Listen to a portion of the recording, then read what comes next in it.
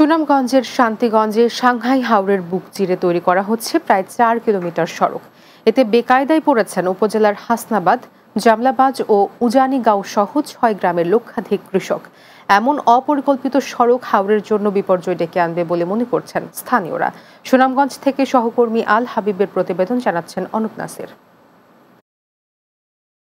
হাওর জুড়ে যখন বোরো ধানের সবুজের সমারোহ, তখন সুনামগঞ্জের শান্তিগঞ্জ উপজেলার লাখো মানুষের জীবন জীবিকায় জড়ানো সাংহাই হাওরের কৃষকদের চোখে মুখে বেদনার ছাপ। শ্রমে ঘামে ফলানো কষ্টের ফসল গোলায় তোলার আগেই হাওরের বুকে সড়ক নির্মাণের কর্মযজ্ঞ চলছে। ৪ কিলোমিটার রাস্তার জন্য জমির ক্ষতিপূরণ পাননি অনেকে।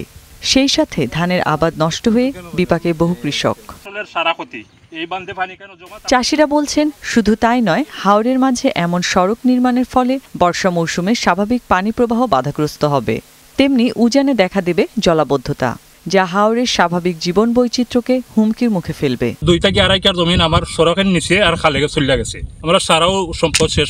রাস্তা তো আপনার ডুংরিয়ার বা জামলাবাজের কোনো উপকার হয় না। ফসলি জমি নষ্ট করে রাস্তা নাকি আমারে তারা অবগত করে না। ঠিকাদারি প্রতিষ্ঠানের প্রতিনিধি জানান, যাদের ধান নষ্ট করে রাস্তা নির্মাণ করা হচ্ছে তাদের ধানের ক্ষতিপূরণ দেয়া হবে।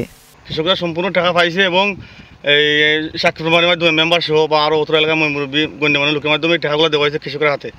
কেউ ক্ষতিপূরণ না পাওয়ার কোনো অভিযোগ জানালে ব্যবস্থা নেওয়ার আশ্বাস দিয়েছেন উপজেলা নির্বাহী কর্মকর্তা। কৃষক এবং অন্যান্য স্টেক হোল্ডাররা যদি আমাদের কাছে এখানে এই নিয়ে কোনো ধরনের তাদের অভিযোগ বা পরামর্শ আমাদের কাছে পাঠানো হয়, তাহলে আমরা আমাদের ইতিমধ্যে ঊর্ধ্বতন কর্তৃপক্ষের কাছে আমরা এই জিনিসটা প্রেরণ করব। এদিকে জেলা প্রশাসক বলছেন, সড়কটি নির্মাণের ক্ষেত্রে হাওরের পানি প্রবাহ সুরক্ষিত রাখার জন্য প্রয়োজনীয় কালভার্ট রাখার নির্দেশনা হয়েছে। এটার পূর্ব অনুমোদন আছে, আমরা যথাযথ কর্তৃপক্ষের গোচরে আনবো যেন তারা যথাযথ এই পরিবেশের যে ইমপ্লিকেশন আছে এই বাঁধের উপর সেটা যথাযথভাবে বিবেচনায় নিয়ে কাজটা করে।